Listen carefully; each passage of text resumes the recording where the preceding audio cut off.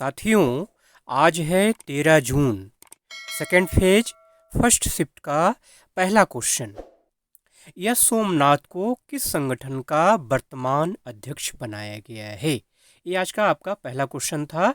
इसका जो right answer होगा वो है इसरो। जी हाँ दोस्तों, यह सोमनाथ इसरो के वर्तमान अध्यक्ष हैं। ठीक है, आपकी नियुक्ति कब हुई है?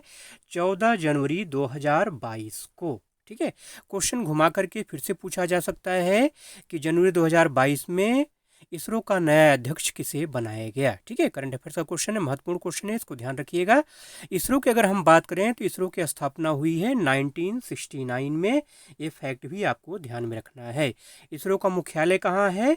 बेंगलुरु। ठीक है, अगर पूरा नाम की अगर बात करें इसरो की तो भारतीय अंतरिक्ष अनुसंधान संगठन। ठीक है, मतलब इंडियन स्पेस रिसर्च ऑर्गेनाइजेशन। ये भी आपको ध्यान में रखना है। आइए सेकंड क्वेश्चन पे चलते हैं।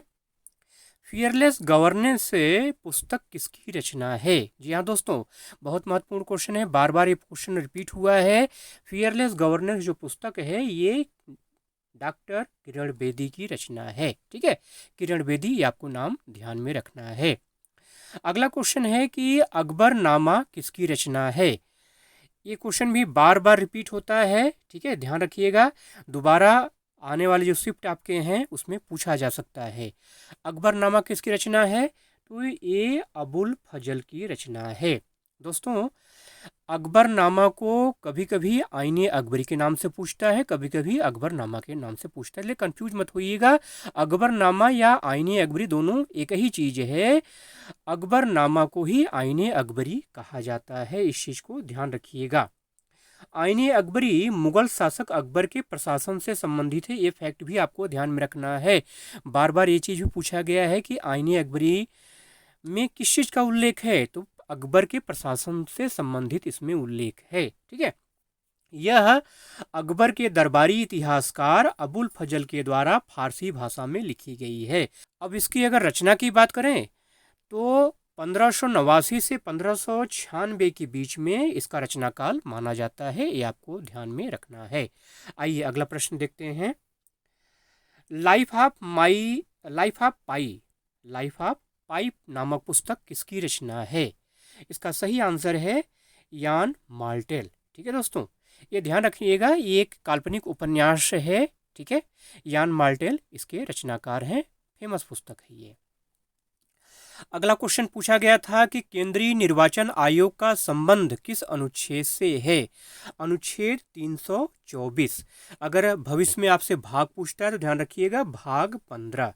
अनुच्छेद 324 और भाग 15 का संबंध है निर्वाचन आयोग, मतलब केंद्रीय निर्वाचन आयोग से है। ठीक है, एक चीज़ और जान लीजिए यहाँ पर, अगर हो सकता है भविष्य में आपसे पूछ ले राज्य निर्वाचन आयोग का संबंध किस अनुच्छेद से है, तो अनुच्छेद 243 के से राज्य निर्वाचन आयोग का संबंध है। या पंचायत जो चुनाव होते हैं, राज्यों में जो चुनाव होते हैं, ऐसा क्वेश्चन अगर पूछता है तो ध्यान रखिएगा 243 के।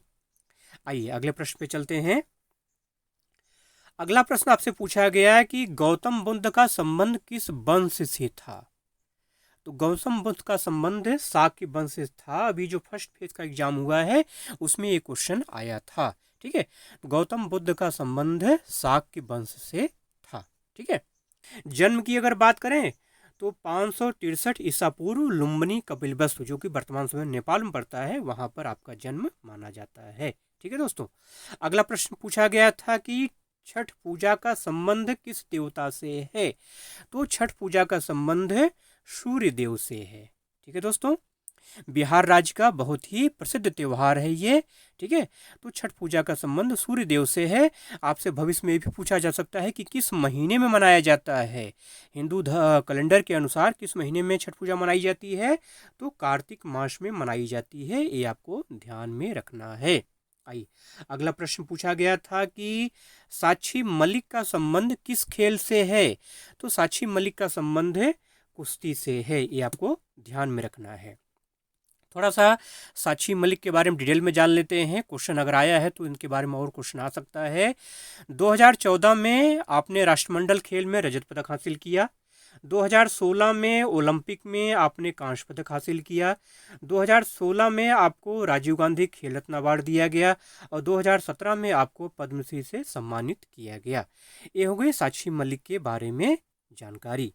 आइए अगला प्रश्न देखते हैं। राज्यसभा के द्वारा SC/ST बिल कब पास किया गया? तो सही आंसर इसका है 2022। जी हाँ दोस्तों, 2022 में राज्यसभा के द्वारा संशोधित SC/ST बिल पास किया गया था। ये आपको ध्यान में रखना है, पूछा जा सकता है, दोबारा रिपीट हो सकता है। अगला क्वेश्चन पूछा गया था कि जलोढ़ मिट्टी का रंग कैसा होता है। ठीक है, साइंस से संबंधित क्वेश्चन है। तो जलोढ़ मिट्टी का रंग होता है हल्का धूसर। काली मिट्टी की अगर बात करें तो काले रंग की होती है। लेटराइट मिट्टी लाल या पीले रंग की होती है। ये फैक्ट भी आपको ध्यान में रखना है। अगला प्रश्न बात करें, ये भी साइंस से रिलेटेड क्वेश्चन है। ठीक है, आज मैं जो क्वेश्चन करा रहा हूँ, प्रयास कर रहा हूँ कि जैसे पुस्तकों 3 पुस्तकें आज पूछी गई, तीनों पुस्तकों मैंने एक साथ करा दिया। साइंस के जो क्वेश्चन थे वो मैं यहाँ पे एक साथ कलेक्ट करके आपको करा रहा हूँ। तो भूरे शैवाल को किस नाम से जाना जाता है? थियोफाइसी। ये आपको ध्यान में रखना है। भूरा शैवाल या शैवाल किस से संबंधित है? तो थैलोफाइटा से संबंधित है। ये फैक्ट भी आपको ध्यान में रखना है। अगला प्रश्न पूछा गया कि सौर मंडल का सबसे बड़ा ग्रह कौन सा है? बार बार ये क्वेश्चन रिपीट होता है। तो बृहस्पति ग्रह सौर मंडल का सबसे बड़ा ग्रह है। सबसे छोटे ग्रह की अगर बात करें तो बुध है। ये पूछा जा सकता है आपसे। ठीक है, आइए अगले प्रश्न पे चलते हैं। जनगणना के ऊपर क्वेश्चन तो हर शिफ्ट में निश्चित तौर पे आता है। ठीक है, तो 2011 की जनगणना के अनुसार पुरुष साक्षरता दर कितनी है? ठीक है, पुरुष साक्षरता दर 82.14%। अब अगर हम सबसे ज़्यादा साक्षरता दर वाले राज्य की बात करें तो केरल है 93.91% के साथ, और सबसे कम साक्षरता दर की अगर बात करें तो बिहार की है 63.82%। ये फैक्ट भी आपको ध्यान में रखना है, क्योंकि क्वेश्चन पिछले शिफ्टों में आ चुके हैं और रिपीट हुए हैं बार बार, इसलिए आपको मैं बता रहा हूँ। आइए अगला प्रश्न, लोक नृत्य के ऊपर क्वेश्चन निश्चित तौर पे पूछे जाते हैं। पंथी लोक नृत्य का संबंध किस राज्य से है? तो छत्तीसगढ़ से। जी हाँ दोस्तों, इसका राइट आंसर क्या है? छत्तीसगढ़। चलिए छत्तीसगढ़ के कुछ और नृत्यों के बारे में हम जान लेते हैं। ठीक है, सुआ नृत्य है, गेड़ी नृत्य है, हुल्की नृत्य है, डंडारी नृत्य है, गौरा नृत्य है, सरहुल नृत्य है। ये सारे के सारे प्रसिद्ध नृत्य हैं छत्तीसगढ़ के और बार बार पूछे जाते हैं। मधुमक्खी पालन को क्या कहते हैं? क्वेश्चन स्पष्ट नहीं था, नहीं मिल पाया। मधुमक्खी पालन था या मधुमक्खी के छत्ते को क्या कहते हैं? ठीक है, ठीक, तो मधुमक्खी पालन क्या कहते हैं? तो एपी कल्चर कहते हैं। ठीक है, मधुमक्खी जो पेड़ों पे अपना लगाती है उसको क्या कहते हैं? उसको छत्ता कहते हैं। ठीक है, ठीक, दोनों चीज़ आप जान लीजिए। अगला क्वेश्चन पूछा गया था कि बराबर नदी किस नदी की प्रमुख सहायक नदी है? तो इसका राइट आंसर है दामोदर नदी, जो कि कर्नाटक में बहती है।